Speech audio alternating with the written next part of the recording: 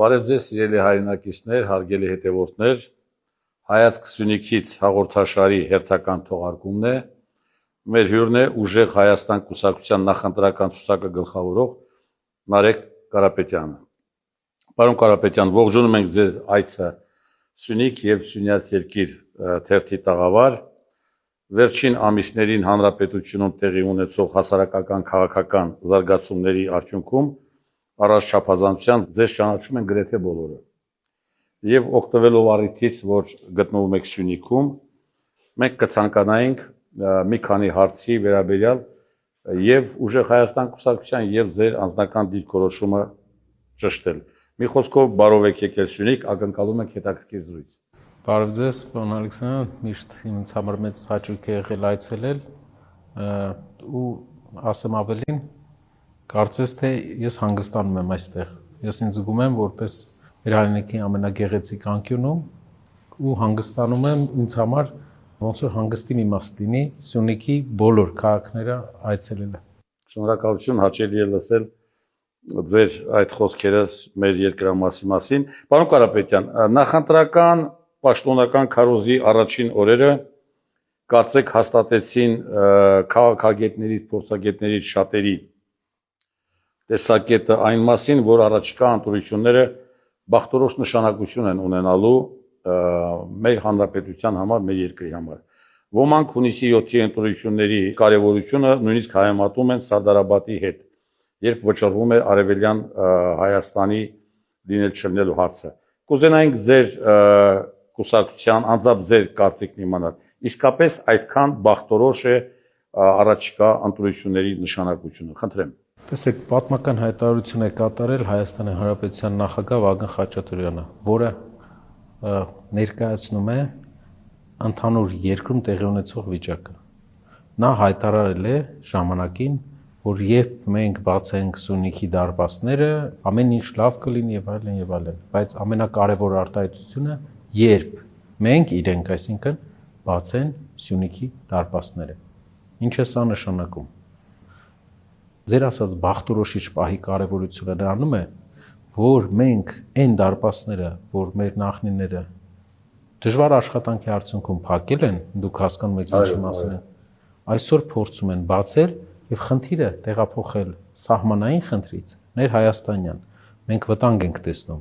որ հարևան երկիրը ունի նկրտումներ Հայաստանի տարածքային ամբողջականության նկատմամբ, բայց ոչ թե ուղիղ, այլ իր ազգին Հայաստան տեղափոխելով, ադրբեջանցիներին Հայաստան ինչ որ մաս տեղափոխելով, օրինակ Մեղրիի շրջանի Նռնաձոր գյուղ, որը իրենք Նյովադի են կոչում։ Այո։ Օրինակ Սիսյանի գյուղերը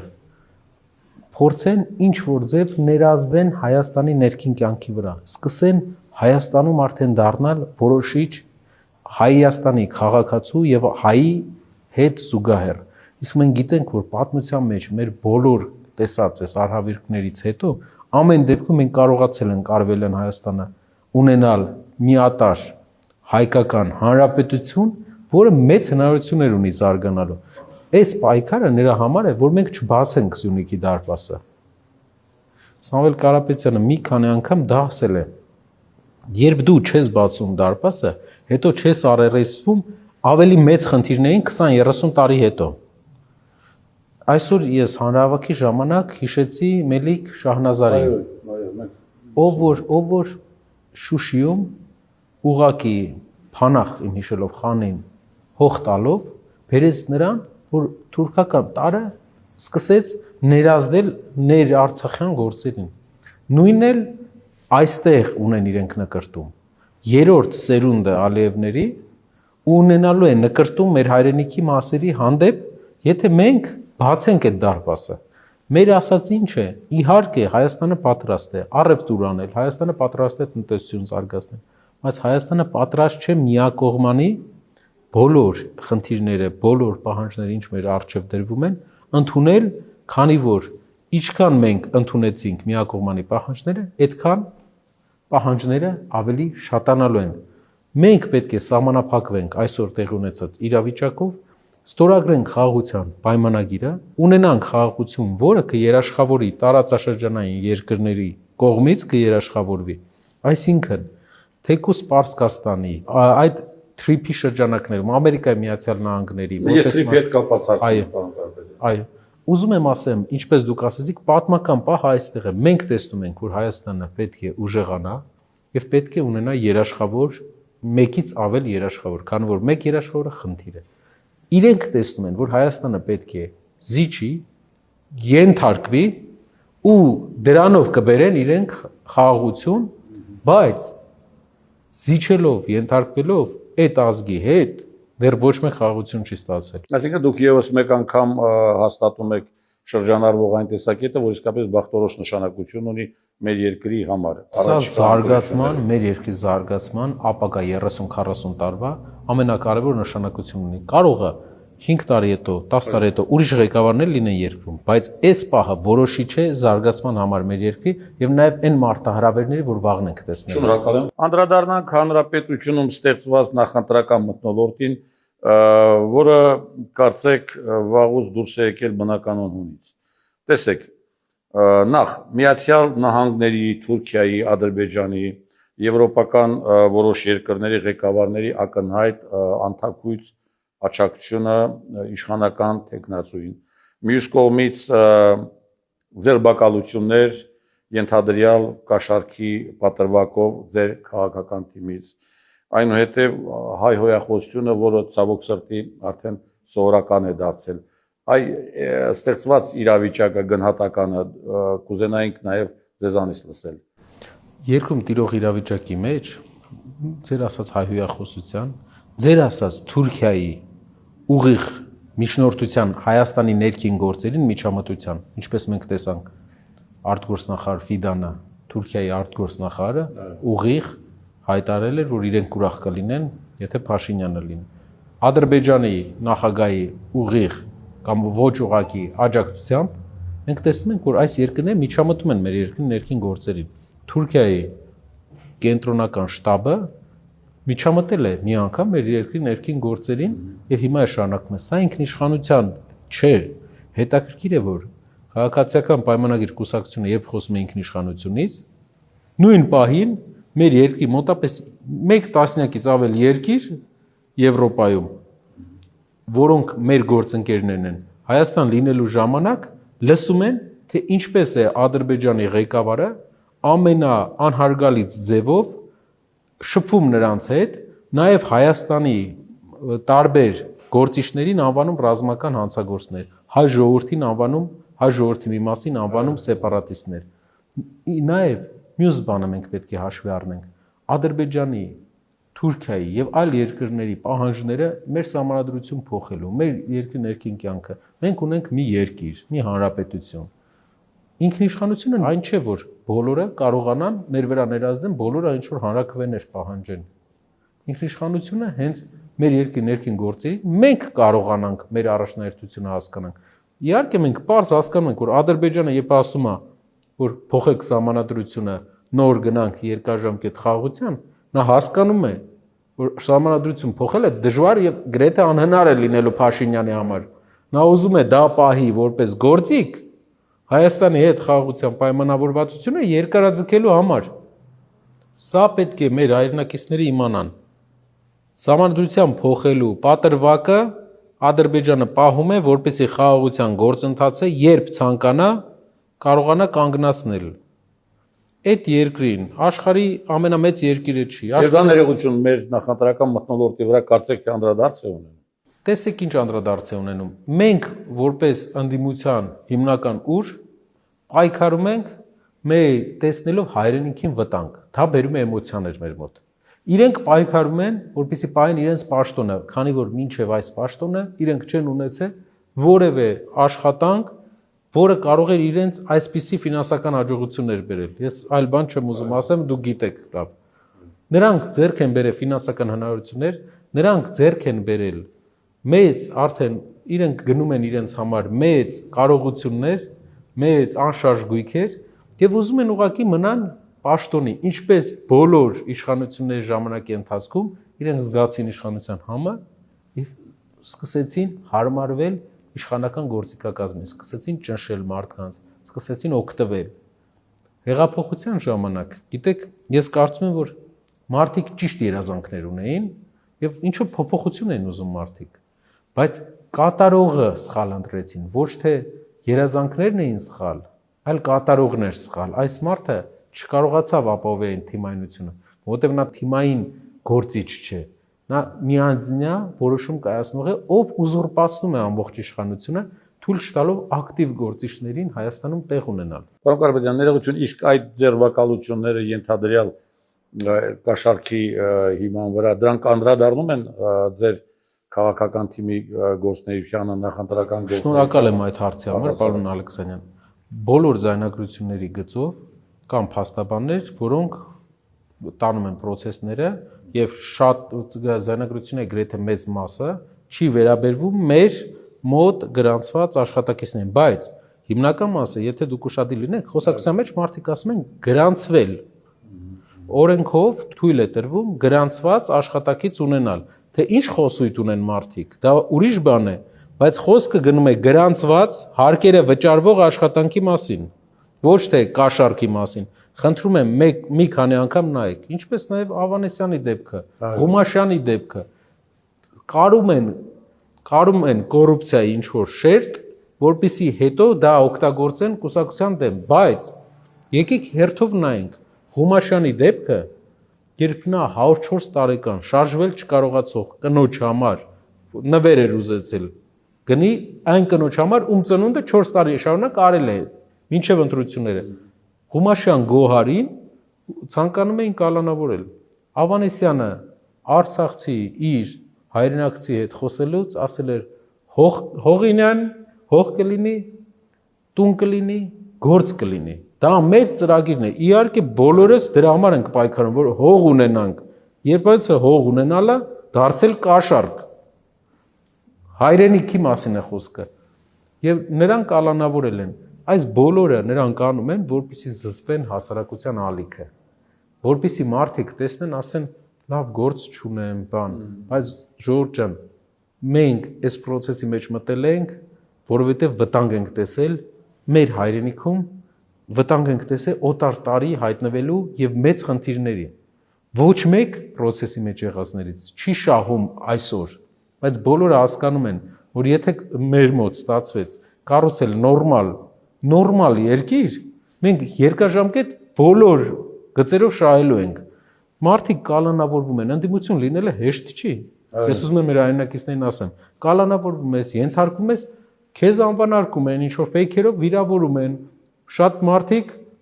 պատրաստ չեն վիրավորվելու, որովհետև իրենք այնպես չեն ապրում, որ վիրավորվեն, որ իրենց վիրավորեն։ Բայց այդ process-ի մեջ մարդիկ անցնում են այդ process-ով, որպեսզի հասնեն իրենց նպատակին, հիշելով այն աստղը, իսկ վերջնակետը մեր վերջին կետը դա նորմալ ուժեղ երկիր ունենալն է, ուժեղ երկիր, որը կարող է այս մարտահրավերներին դիմակայել։ Հիմնական մարտահրավերները ամեն 5-րդը աղքատ է երկրում, ամեն 3-րդը շորը եթե պատրվի, շոր չի կարող գնել։ Ով մեր երկիրը, ով գալիս է կարողանում է քամի անել մեր։ Շատ լավ, պարոն Կարապետյան, հիմա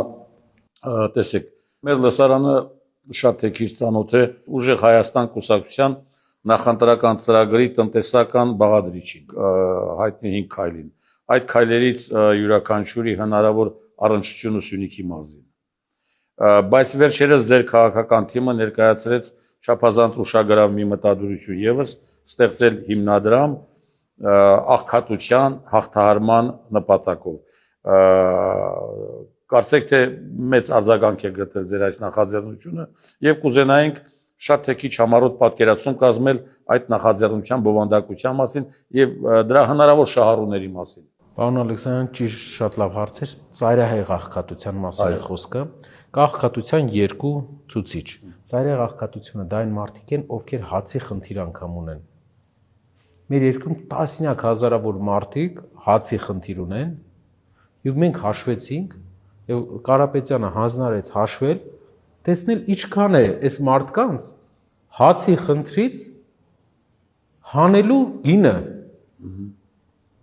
Երբ մենք ներկայացրեցինք ինչքան է, ասեց մտածենք ծրագիր, որտեղ 70%-ը հայ սփյուռքահայ գործարարները այդ միջոցների, ասեց, որ պատրաստ է ներդրում կանի, 30-ը պետությունը կանի։ Քանի որ թիվը, երբ մենք հաշվեցինք, տեսանք, որ հայկական գործարար աշխարհի եւ սփյուռքի համար իրական սփյուռքի գործարար աշխարհի մեր գործընկերների համար աշխատող եւ իրապես տանելի թիվ է եւ նա հանձնարարեց, որ ծրագիրը մշակենք 150,000 դրամ 5 հոգանոց ընտանիքին, 180,000 դրամ 6 հոգանոց ընտանիքին, ամսական վճար, որպեսզի արագ հաղթահարեն ծայրահեղ աղքատությունը, կարողանան երեխաներին տալ կրթության։ Կա հայտնի տերմին, եթե ժամանակ ունեք ներկայացնեմ, աղքատության թակարդ է կոչվում։ Երբ մարդը աղքատ է լինում, հնարավորություն չի ստանում իր երեխային տալ լավ կրթություն։ Երեխան ունենալով լավ բազա, լավ խելացի լինելով, հնարավորություն չի ունենում պարապի, որպեսզի ընդունվի օրինակ համալսարաններ, բարձրագույն կրթություն ստանա։ Եվ նաև տեխնիկումներ ինչ-որ ձև, եւ չստանալով լավ կրթություն, հետո երեխան էլ հնարավորություն չի ունենում ունենալ լավ աշխատանք եւ ընկնում է աղքատության թակարդի մեջ, երկրորդ ծերունդն է աղքատ լինում։ Երբ մենք լուծում ենք ծայրահեղ աղքատների համար ամսական 150,000 դրամ 5 հոգանոց ընտանիքին, 180,000 դրամ 6 հոգանոց ընտանիքին վճարելու հարցը, մենք այդ դրանով լուծում ենք այս աղքատության թակարդից մի սերունդին հանում ենք արդեն։ Հնարավորություն են ունենալու ինչ որ առումով կրթության տալ, հնարավորություն են ունենալու երիտասարդների համար ինչ որ առողջապահական։ Դա իսկապես ողջունելի նախաձեռնություն է եւ մենք հաջողություն ենք ցանկանում։ Շնորհակալ եմ շատ։ Պարոն Կարապետյան, պատերազմի եւ խաղաղության թեման ըստ երևույթին դարձել է ներկա ընտրարշավի ամենաառանցքային հարցերից մեկը, եթե ոչ ամենաառանցքայինը։ Քաղաքացիական պայմանագիրը կոչ է անում տեր կանգնեք խաղաղությանը։ Մյուս կողմից հայտարարում է, եթե իրենք չգան իշխանության, ապա պատերազմ կլինի։ Եվ անվանարկում է այն ընդդիմադիր ուժերին, ովքեր խաղաղության հետ կապված այլ տեսլական ունեն, այդ ծրագիր են որդեգրել։ Սյունիքի մարզում առասարակ սա շատ կարևոր հարց է, պատերազմի եւ խաղաղության, որտեղ մենք գտնում ենք գրեթե 2-3 կողմից շփման գծում ենք գտնվում, եւ սա մեզ համար չափազանց կարևոր հարց է։ Շատ կուզենայինք ձեր տեսակետը, ձեր կուսակցության տեսակետը, նախ այդ գնահատականը, որ տրվում է կամ այդ պատկերացումը, որ մեզ մատուցում է, փորձեք գնահատել դա եւ հետո ձեր կուսակցության դիրքորոշումը պատերազմի եւ խաղաղության հարցի հանդեպ, խնդրեմ։ Կուզեմ ասել, որ այդ օրակարգը իրապես հողի վրա, եթե նայենք քաղաքականապես, արտաքին քաղաքականության ռակուրսով չկա, գիտեք ինչու։ Որովհետեւ Ադրբեջանը արդեն ստացել է այն, ինչ նա չէր կարող երազել։ Իրապես, եթե նայենք, նա ստացել է 5 շրջանը Արցախի շուրջ, նա ստացել է 2 շրջան Լաչին, Քարվաճառ, նա ստացել է Արցախը, նա ստացել է Սյունիքի ճանապարհը։ Ադրբեջանի պետությունը ել ավել գործիքակազ 21-րդ դարում Հայաստանի վրա պատերազմ սկսելու չունի։ Էլ պահանջ չունի, իր մի պահանջը որպես պետություն արդեն խնդիրը Հայաստան բերելն է, ադրբեջանցիներով բնակեցնելն է։ Չենք ուզում, որ խաղաղության պայմանագիրը, որը արդեն անխուսափելի է խաղաղությունը, պարոն Ալեքսանյան, խաղաղությունը անխուսափելի է, քանի որ այն ինչ որ պետք էր Ադրբեջանին, այս իշխանությունը ամեն ինչ արդեն տվել է։ Ու չկա բան, որ Ադրբեջանը ցանկանար ու չստանար։ Հիմա նոր առաջացրել են նոր գաղափար իրենք։ 300,000 ադրբեջանցիների իրենք հաշվել են, որ Հայաստանում այդքան ադրբեջանցի ապրել, անուն էլ դրել են 300,000 վերադարձ Հայաստան։ Դա արդեն մյուս վտանգն է, որը Ադրբեջանի պետությունը չի, Ադրբեջանի պետությունը ադրբեջանցիների միջոցով Հայաստանի մեջ է ստեղծելու 10 տարի հետո, 15 տարի հետո Հայաստանի համար։ Ուզում եմ մեր այրենակիցները իմանան, որ վտանգ խաղաղությանը չկա, խաղաղությունը անխուսափելի է։ Միակ վտանգը, որը ամենամեծ վտանգն է այս process-ի մեջ, որ նրանք կարողանան պայմաններով ավելացնեն ճնշումով, որպեսզի հնարավորություն ունենան նույն Սյունիքի տարածաշրջան բերեն ադրբեջանցիների, ինչին նրանք ամեն օր աշխատում են։ Իր բոլոր միջոցառումների ժամանակ տարեկան տասնյակ միջոցառում է անում Արևմտյան Ադրբեջանի այսպես կոչված համայնքը։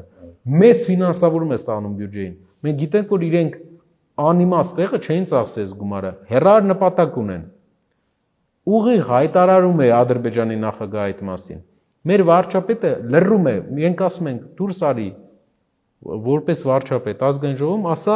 փակված է վերադարձի հարցը։ Նա դուրս է գալիս, ասում է Սյունիքի հարց չկա։ Հայաստանում ոչ մեկ էլ Սյունիքի հարցի մասին երբեք չի խոսացել։ Աշխարհում ոչ մեկ Սյունիքի հարցի մասին չի խոսացել։ Հիմնական խնդիրը խաղաղությունը արդեն անխուսափելի է, բայց խաղաղությունից հետո կարող է ադրբեջանական տարր մտնի Հայաստան, որը նրանք հասնում են դրան 300,000 ադրբեջան։ Այո, որ դրանից հետո արդեն խաղաղությունը երկրի ներսի խաղաղությունն արդեն վտանգի տակ։ Սա է տարբերությունը մեր տեսակետի, նաև մյուս հարցը երաշխավորության առումով։ Մեզ որպես կողմ պետք է Ադրբեջանի հետ հարաբերությունների մեջ նաև երաշխավոր խաղաղությունը կա, բայց նաև մենք գիտենք այդ ազգի առաջնորդներին, այսպես ասեմ։ Գիտենք,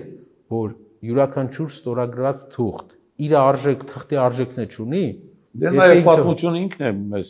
քանիցս դա ցույց տվել ապացուցել։ Պարոն Կարապետյան, ես տեղյակ եմ, դուք Սյունիքի հետ առանձնահատուկ կապերով եք կապված, գիտեմ, որ դուք սերում եք Գորիսի տարածաշրջանի տեղ գյուղից մայրական կողմով եւ տարիներ շարունակ դուք առանց այս քաղաքական շարժման էլ դուք հետաքրքրվել եք, ապրել եք Սյունիքի հոգսերով եւ ես պիտի ձեզ մի հարց ուղղեմ, որի մասին հավանաբար դուք գիտեք եւ երևի դա ձեզ մտահոգում է, դա Սյունիքի ժողովրդագրական վիճակն է։ Տեսեք, հիմա վիճակագրական մարմինների միջոցով չկարողացանք ստույգ թվերը վերջնական բարձել, բայց 1-2 տիպ կարող եմ ասել, ասենք, եթե 2012 թվականին օրինակ Սյունիքի մարզում եղել է բնակչությունը 160,000, հիմա որոշ տվյալներով արդեն 110 քանի, լավ, ընդունենք 120,000։ Այսինքն մենք արդեն մոտորապես 30-40,000 բնակիչ են կորցրել։ Դուք պատկերացնում եք ինչ կարող է տեղի ունենալ, եթե մենք ժողովրդագրական հարցում այսպիսի անտարբեր քաղաքականություն վարենք։ Այդ դեպքում թողիզներ են մեր հետևորդները արդեն ժողովրդագրական հարցով ինքնիստիկյան Սյունիքի հարցերը մեր հարևանները կարող են լուծել։ Այս ժողովրդագրական վիճակի բարելավման տեսակետից Սյունիքի մարզում մասնավորապես դուք ունեք որոշակի պատկերացում եւ ծրագիր։ Եթե ունեք, քայլեր կան։ Եկեք վերցնենք ամենաժողովրդագրական առումով ամենախոցելի տարածաշրջանը Սիսիանի տարածաշրջանը։ Այո։ Մարդիկ գնում են Հայաստանից արտագնա աշխատանքի, որտեղ չկա աշխատանք։ Մեր ծրագրում 300,000 աշխատատեղ 5 տարում, այսինքն տարին 60,000 աշխատատեղ երկրով մեկ, որի նշանակալի մասը ընդհանուր 5 տարում 80-90,000 աշխատատեղ արդյունաբերության մեջ, որպիսի Սիսիանի բնակիչները մնան տարածաշրջանում։ Մենք ծրագիր ենք մշակել, երկրի ապակու ներմուծումը $70 միլիոն է տարեկան, 55,000 տոննա է, եւ մտածել ենք Պարսկաստանին մոտիկ, որպես ռեգիոն, Սիսիանի վրա աշխատենք, որպիսի ապակու արդյունաբերությունը, որը տասնյակ հազարավոր տոննաների պահանջարկ ունի Հայաստանի Հանրապետությունը, այնտեղ զարգացնենք, որպիսի մարդիկ մնան այնտեղ։ 1. Դա թույլ կտա մարդկանց չլքել հայրենիքը։ Երկրորդ հարցը, որը շատ ավելի կարևոր է, երիտասարդ ընտանիքները խնդիր ունեն։ Մենք գիտենք մեր հայկական ավանդույթով ընտանիքները փոքր տղան մնում է ընտանիքում, մեծ տղան պետք է գնա, բայց ընտանիքները չունենալով հնարավորություն երբեմն մեծ ընտանիքը շատ դեպքերում հաճույքով, սիրով, բայց փոքր տարածքում ունենք գյուղեր, որտեղ հենց ամուսնության խնդիրն էլ այսօր արդեն մեզ անհանգստացնում է։ Ամենափոքր գյուղերում մենք ունենք երիտասարդներ, ովքեր չեն ամուսնանում, հենց այդ ձեր նշած պատճառով։ Տան հարցով դուք պատկերացնում եք, երկրի դատարկվում է մի կողմից, մյուս կողմից ով որ ուզում է ընտանիք կազմել, տուն չենք կարողանում իրենց տալ։ 2. տները փակվում են, մարդիկ գնում են, եւ ով ուզում է ամուսնանալ, տուն չեն կարող տալ։ Սա տարօրինակ անամալիա է մեր երկրում, որի լուծման համար մենք ստեղծել ենք ծրագիր 20,000 մատչելի բնակարան, որը հիմնական 3 շահառու ունի, 3 խումբ շահառու։ Առաջինը դա նոր ամուսնացածներն են։ 20,000 շատ մաչելի բնական են, որ վարձակալության գնի պես վճարեն իրենք առանց հիմնական վճարի, բայց 10 տարի հետո տունը մնա իրենց։ Երկրորդը նոր ամուսնացածներ 3 երեխա եւ ավել ունեցողների համար։ Երրորդը Արցախից բռնի տեղահանվածների եւ իհարկե Հայաստանի հյուսիսում երկրաշարժի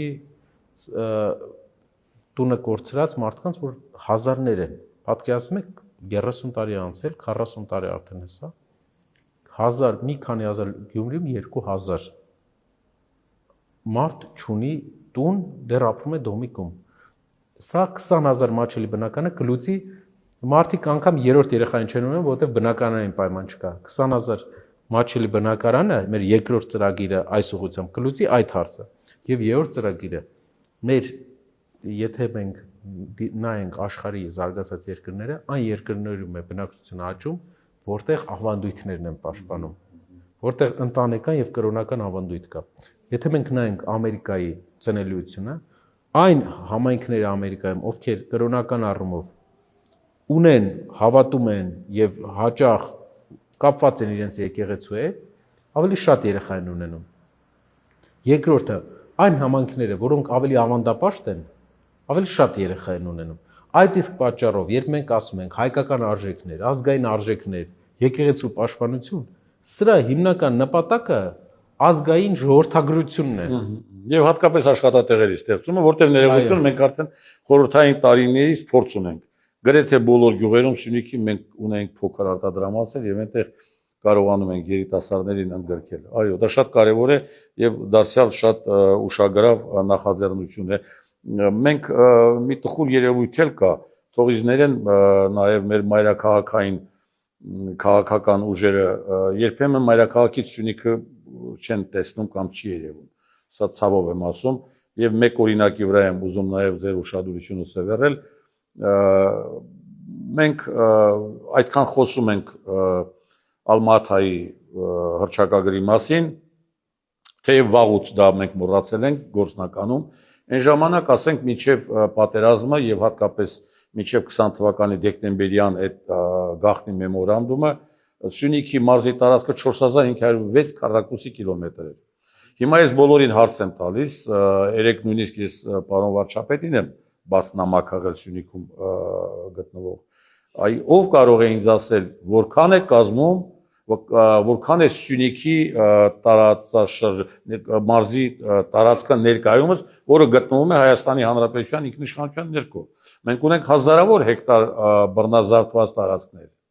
Ես այդ թիվը գուցե չկարողանամ ստույգացել, բայց միայն ասենք Կապան համայնքում մենք ունենք 2700 հեկտարից ավել բռնազավթված տարածք։ Այ ինչ է լինելու մեր այդ տարածքների ճակատագիրը, որովհետև այն կոնցեպցիան, որ մեզ առաջադրում են, իբր սահմանազատման, սահմանագծման արդյունքում դա կլուծվի,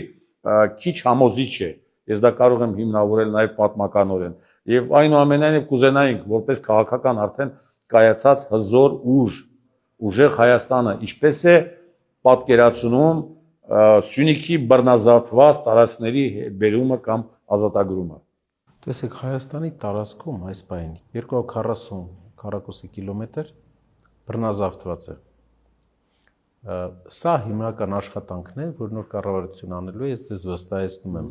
որ ուժեղ կառավարությունը համաշխարհային, միջազգային մենք ունենք գործիքակազմ օգտագործելով կկարողանա դա ապահովել։ Եթե մեր դաշնակիցները, դասական դաշնակիցները ցանկանում են պահպանել մեր հետ հարաբերություններ, իրենք պետք է կարողանան ապահովել Հայաստանի տարածքային ամբողջականությունը։ Մեր ժողովուրդը խնդիր է տեսնում նրա մեջ, որ մենք գտնվելով դաշնակցային հարաբերությունների մեջ աշխարհի մեծ պետություններից մեկի հետ, մեր տարածքում գտնում են այլ երկրի զորքեր։ Եվ մեր դաշնակիցները պետք է կարողանան արդարացնեն իրենց, ապահովեն վերադարձը Հայաստանի օկուպացված տարածքների, ինչը մոտիկ է 100%-ին հնարավորությունը։ Եվ այդքան լուսելի եք դուք համարում այդ խնդիրը, այդ ձևով, այդ ճանապարհով։ Ուժեղ բանակցողի, վստահելի բանակցողի, ում հարգում են իր կապերի համար, նաև որպես կերպար, նաև որպես մարդ, խոսքը ունի ազդեցություն, մենք կկարողանանք դրան հասնենք։ Ում հետ որ վատ հարաբերություն ունեն, ում չեն վստահում, իրենք այդ առաջնորդի համար մեր դաշնակիցները դա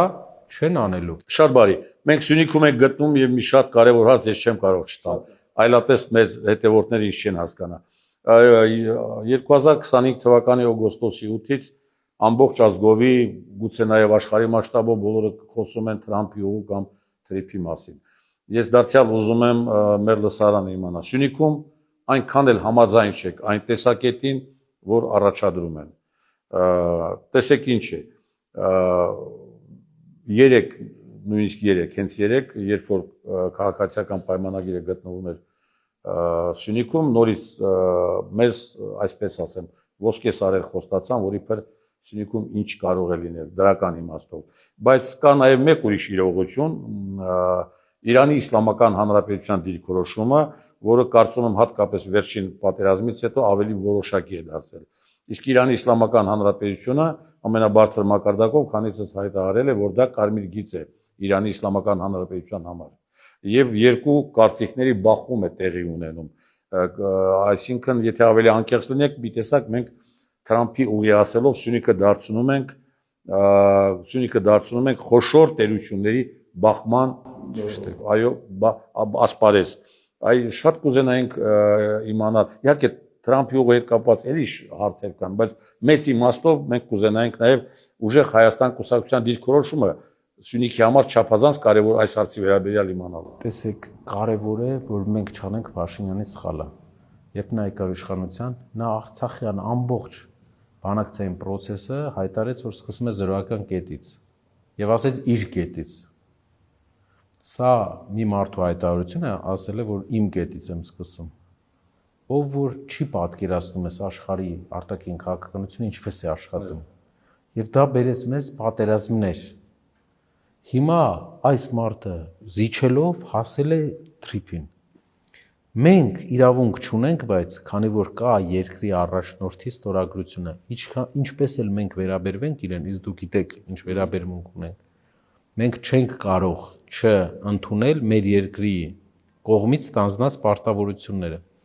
քանի որ դա կլինի փաշինյանական գործելավոճ, որը բերեց սխալների։ Մենք ասում ենք, որ եթե մեր երկրին մեկը տա երաշխիք, մեկից ավել երաշխավոր ունենանք, որ Հայաստանի տարածքային ամբողջականությունը երբեք չի խախտվի, որ չի օգտագործվի տրիպը հետագայում որպես տարածքային ամբողջականության խախտման առիթ, մենք կգնանք, մենք ոչ մի տար չենք փոխի։ Պարոն Կարապետյան, ներողություն, իսկ Սյունիքի որոշակի հատված, թեև պարամետրերը դեռևս ոչ ոք չի ասել, թե Թրամփի ուղին ինչքան տարածք պիտի գրավի։ Նույնիսկ քարտեզի վրա ադրբեջանական թուրքական ամբողջ Սյունիքի վրա մենք տեսնում ենք Զանգեզուրի միջանցք, ոչ թե գրում են Սյունիք, այլ Զանգեզուրի միջանցք։ Այստեղ մի ուրիշ հարց է ծագում։ Իսկ միթե ողջամիտ կլներ, եթե մենք գոնե Սյունիքում տեղական հանրաքվե անցկացնեինք։ 100 տարով մեր տարածքը տալիս ենք մենք այլ երկրի, նա էլ ասում է ես էլ երրորդ երկրի կտամ, չէ՞, անորոշ ճակատագրով։ Իսկ միթե մանավանդ որ մեր սահմանադրությունը թույլ է տալիս։ Միգուցե մենք Սյունիքում հանրաքվե անցկացնենք։ Մենք համաձայն ենք, որ մեր բնորանը, մեր հայրենական տունը 100 տարով մենք տանք Ամերիկայի Միացյալ Նահանգներին, որ նա էլ տա մի անհայտ անունով պետության։ Ճիշտ է, հետաքրքիր մոտեցում է, ուղղակի այստեղ մի հատ բան կա։ Մեր ժողովրդի մի մասը 21 թվականին ընտրել է վարչապետ։ Այո։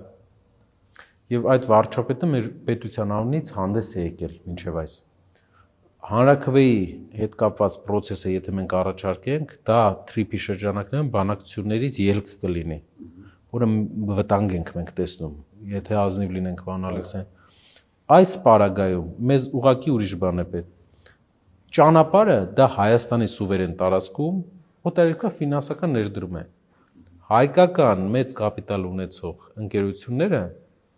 պատրաստ կլինեն ներդնեն այդ ճանապարհի մեջ ու ունենան թեկուզ եւ ամերիկյան ներդրողների մեջ լինեն հայկական ազգանունով մարդիկ պատրաստ կլինեն ներդրում կատարեն, որպիսի հնարավորություն ունենանք այդտեղ փայաբաժինը հայկական կողմի, հայկական ազգանունով մարդկանց մեծ լինի։ Դուք մոտավորապես ուղիղ չեմ կարող ասել հեռահար նպատակները, բայց դուք մոտապես պատկերացնում եք, թե ինչպես մենք կարող ենք հավասարակշռել մեր տարածքում օտարերկրյա պետությանը ճանապարհ տալու process-ը։ Այսինքն ներդրումների մեջ ասում են, որ կլինեն ամերիկյան ընկերություններ։ Իսկ ով է արգելել Ամերիկայի քաղաքացի հայերին որ մասնակցություն ունենան։ Սա այն ճանապարհն է, որը մենք տեսնում ենք, որպեսզի ուղղենք այս իշխանության արված սխալները, հետ բերենք մեր ստրատեգիական ամենակարևոր ուղին մեր ազգային կապիտալին։ Ես ձեզ հասկացա, եւ վերջին հարցն եմ ուզում ձեզ ուղղել, պարոն Կարապետյան, տեսեք, եվրոպական քաղաքական համայնքի Երևանյան հավաքից հետո իրադարձությունները մեր հանրապետության շուրջ կարծեք նոր թափով են զարգանում։ Ռուսաստանի Դաշնության նախագահը 3 մայիսի 9-ին օրվա վերջին ասուլիս էր տալիս եւ անդրադարձավ նաեւ հայ-ռուսական հարաբերություններին, շատ հստակ պայման առաջադրեց ԵՄ եւ ԵԱՏՄ հարցում կողմնորոշվել հանրաքվեով, որպեսզի ապահարազանը այսպես կոչված քաղաքակիրթ լինի։ Նաև հայտարարեց, թե ԵԱՏՄ առաջիկա գագաթնաժողովում, որը կարծեմ տեղի կունենա մայիսի վերջին, այդ հարցը կքննարկվի, քննության կառնվի։ Կարծեք ժամանակ էլ չկա այս հարցում կողմնորոշվելու, բայց ինչպես տեսնում եք, մեր առջև շատ հստակ խնդիր է դրվել երեկվանից։ Դուք հասցրել եք ծանոթանալ այս հայտարարություններին եւ հասցրել եք կուսակցության ղեկավար մարմնում քննարկել մեր հնարավոր անելիքները, մեր կամ հնարավոր հետևանքները։ Մոտակա օրերի ընթացքում մենք հանդես կգանք հայտարարությամբ եւ մեր կարծիքը կայտնենք այդ ուղղությամբ, բայց ուզում եմ ասել, որ եթե մի գործիչ արտաքին քաղաքականության մեջ բերել է այսքան անհաջողություն, նա բերում է վերջին անհաջողությունները, երկու մեծ անհաջողություններ, վատացնում է անիմաստ ձևով, վատացնում է հարաբերությունները։ Մեր ժողովրդի մի մասի մոտ հակառուսական էմոցիաներ է սարքում։ Դա մեզ ոչ օգուտ է, ոչ իրենք նկատելու են մեր հակառուսականությունը, հարգելի հայրենակիցներ, իրենք ուղղակի օգտագործելու են մեր հակառուսականությունը, քաղաքացիական պայմանագիր կուսակցությունը մեր ժողովրդի հակառուսականությունը զարգացնելու է, օգտագործի, որպեսզի կտրի ռուսական թևից, որովհետև իրենց հովանավորները ասել են բեր ուրիշ թև, մի քիչ ավելի կարմիր գույնով, կարմիր դրոշներով, ավելի այլ թև, որպեսզի հայ ժողովրդին այլ ընտրանք չմնա, քան ինտեգրվել Թուրքիա, Ադրբեջան ձևաչափի մեջ։ Հիմա մենք լավ հարաբերություն ենք ունեցել պատմականորեն այդ երկրի հետ։ Դու հիասթափվել ես մի process-ի մեջ։ Okay, լավ է, հիասթափված ես, մի փչացրու ավելի խորացրու հարաբերություններիդ մեջ, մի ավելի փչացրու հարաբերություններիդ այդ պետության հետ, որովհետև քո ամբողջ առևտրի 65%-ը այսպես թե այնպես մի երկրի հետ է Ռուսաստանի Դաշնություն։ Մենք դեռ երկրորդ գործընկեր այսքան ժամանակ նորմալ չենք էլ գտել, պարոն Ալեքսանյան։ Պետք չի նավից ցատկել, երբ չենք տեսել ափը։ Մեր հայրենակիցները, ովքեր մեզ լսում են, խնդրում եմ, ուշադիր եղեք։ Էմոցիաները, իհարկե, մենք վատ էմոցիաներ ենք ունեցել, մենք գիտեմ, բայց պետք չի նավից ցատկել, եթե ափը չես տեսել։ Իսկ մենք պատմության մեջ տասնյակ անգամ տեսել ենք, որ մեզ բան են խոսք տվել, հետո ասել են, որ կամ նավը չի բարձրանում մեր սարը, կամ ինչ որ ուրիշ բան պատճառ են բերել, ու մենք կորցրել ենք շատ բաներ։ Պարոն Կարապետյան, մենք բազմաթիվ հարցեր արծարծեցինք, քննարկեցինք, դրանցից յուրաքանչյուրն էլ Սյունիքի համար շատ կարևոր նշանակություն ունի եւ շատ հետաքրքիր է իմանալ ձեր քաղաքական ուժի տեսակետը։ Կան հարցեր, որոնք դուրս մնացին մեր քննարկումներից եւ որոնց վերաբերյալ դուք կուզենայիք կարծիք հայտնել, խոսք ասել եւ առհասարակ մեր սյունեցի ընտրողներին խոսք ուղղել, խնդրեմ։ Իմ հայրենակիցներին ես կուզեի խոսք ուղղել։ Սյունիքի գրեթե բոլոր ռեսուրսային բազային, բոլոր համայնքների մշակութային տարբերությանը ես խորապես մանկությունից ծանոթ եմ։ Հնարավորություններին մարդկանց, գիտելիքներին, պոտենցիալին եւ ինչ կարող եմ ասել։ Սյունիքը դատապարտված է լինել լավ ապրող։ Սյունիքը դատապարտված է լինել Հայաստանի ամենահարուստ մարզը։ Դատապարտված է, ուզենանք, չուզենանք, ինքը լինելու է Հայաստանի ամենահարուստ մարզը, որովհետև Աստված այնպիսի հնարավորություններ է տվել Սյունիքի մարզին, որ դա վարժ ձեռքում, յուրաքանչյուր վարժ ձեռքում դառնալու է լավ ապրելու Հայաստանի համար էտալոն։ Վստահ եղեք, որ Սյունիքը ունի մեծ ապագա, Սյունիքում ապագայում տեսնել եք, որ ամենաբարձր աշխատավարձերն են լինելու, միայն մեզ պետք է վարժ առաջնորդ, ով կկարողանա այս ամբողջ պոտենցիալը ճիշտ օգտագործի։ Ապագան այստեղ շատ փայլուն է։ Ուղղակի առաջնորդը պետք է լինի վարժ, պետք է չլինի էմոցիոնալ եւ պետք է հարաբերություններ հաստատի բոլորի հետ, ունենա փորձ լավ, ինչը մեր հասարակության նշանակալի մասի կարծիքով Կարապետյանը կարողանում է դա անել։ Եթե այլ մարդ լիներ, պատրաստ ենք լսել, բայց այսօր տեսնում ենք, որ նա է այն գործիչը, որ կարա բերի այս փոփոխությունը, բայց վստահ եղեք, լավ է լինելու, որովհետև այս պոտենցիալը ունենալով վատ չի կարող լինել։ Պարոն Կարապետյան, շնորհակալ ենք լավատեսական վերջաբանի համար, հույս ներշնչող վերջաբանի համար եւ շնորհակալություն հետաքրքիր զրույցի համար, իսկապես ձեր այդ զրույցը շատ սպասված էր, թեև մենք եթե առաջիկայում էլի հնարավորություն լինի, որտեղ բավականին շատ հարցեր կան մեր հանրությանը հետաքրքրող, ամեն դեպքում շնորհակալություն հետաքրքիր զրույցի համար եւ ձեզ անձամբ ձեր քաղաքական ուժին ես հաջողություն եմ ցանկանում։ Շնորհակալ եմ, պարոն Ալեքսանդր։ Հարգելի հայրենակիցներ, ձեզ նույնպես շնորհակալություն մեզ հետևելու համար, մինչև նոր հանդիպում։